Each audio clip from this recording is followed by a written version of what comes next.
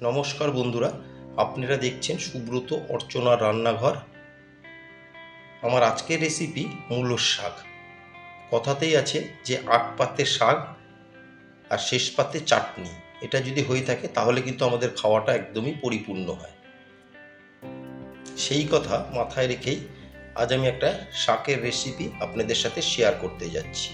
এখন কিন্তু বাজারে বেশ নতুন মূলোর শাক উঠেছে। এই মূলোর শাক দিয়েই আমি একটা রেসিপি আজ আপনাদের সাথে শেয়ার করতে যাচ্ছি। আসুন দেখে নেওয়া যাক আমার আজকের রেসিপি মূলোর শাক আমি কি করে বানিয়ে নিচ্ছি। মূলোর শাক বানিয়ে নেওয়ার জন্য আমি এখানে কিছুটা ফ্রেশ নিয়েছি মূলোর শাক। শাকগুলোকে খুব ভালো মতন আমি ধুয়ে পরিষ্কার করে নিয়েছি। আমি পাতলা ডাঁটিগুলোও নিয়ে নেব, কিন্তু একদম মিহি ঝিরি করে কেটে আমি ফিরে আসছি। শাকগুলোকে আমি একদম মিহি করে কেটে নিলাম। দেখুন, কেটে দুবার আরও আমি জল দিয়ে ভালো মতন ধুয়ে পরিষ্কার করে নিয়েছি। এখন এর মধ্যে দিয়ে দিলাম হাফ টেবিল চামচ নুন, দিয়ে খুব ভালো মতো আমি হাত দিয়ে একটু চটকে নুনের সাথে শাককে মেখে নেব। এইভাবে যদি একটু নুনের সাথে শাককে মেখে নেওয়া যায় তাহলে কিন্তু শাকটা খুব তাড়াতাড়ি সেদ্ধ হয়ে যায়, রান্নাটাও তাড়াতাড়ি হয়ে যাবে। এভাবে আমি শাকটাকে পুরো নুন দিয়ে মেখে 5 থেকে 7 মিনিটের জন্য রেখে দেব। গ্যাসের ফ্লেম অন করে ওভেনে একটা কড়াই বসিয়ে আমি পরিমাণ মতন দিয়ে দিচ্ছি সর্ষের তেল। খুব বেশি তেলের কিন্তু দরকার পড়ে না শাক রান্না করতে। দিয়ে তেলকে আমি ভালো মতন গরম করে নেব। তেলকে বেশ ভালো মতন গরম করে এখন আমি এখানে দিয়ে দিলাম 7-8টা বিউলির ডালের বড়ি। এখানে আপনারা চাইলে যে কোনো ডালের বড়িও ব্যবহার করতে পারেন। বড়ি দিয়ে বড়িগুলোকে আমি নেড়ে চেড়ে একটু লালচে করে ভেজে নিলাম। এখন ভেজে নেওয়া বড়িগুলোকে একটা প্লেটে আমি তুলে নিচ্ছি।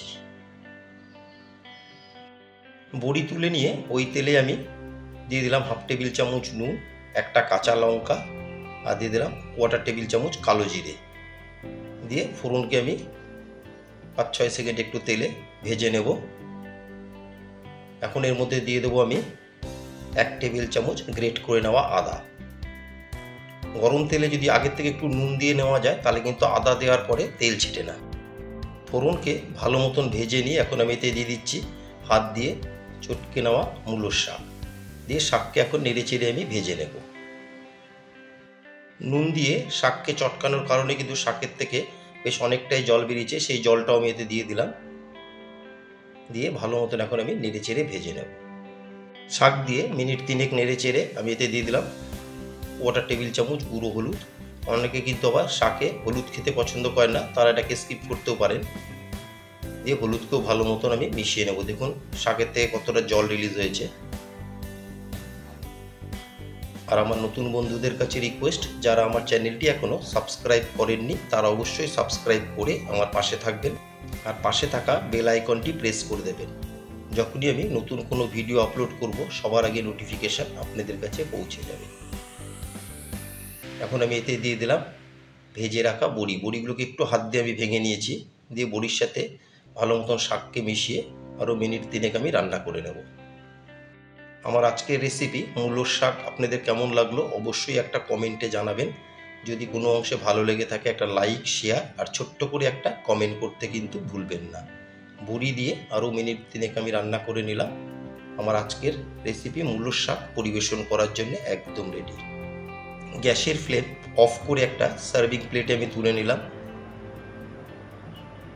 আশা করি আমার আজকের এই মূলোর শাকের রেসিপি আপনাদের ভালো লেগেছে। সবাই সুস্থ থাকবেন, ভালো থাকবেন। আবার দেখা হবে নেক্সট একটা এপিসোডে।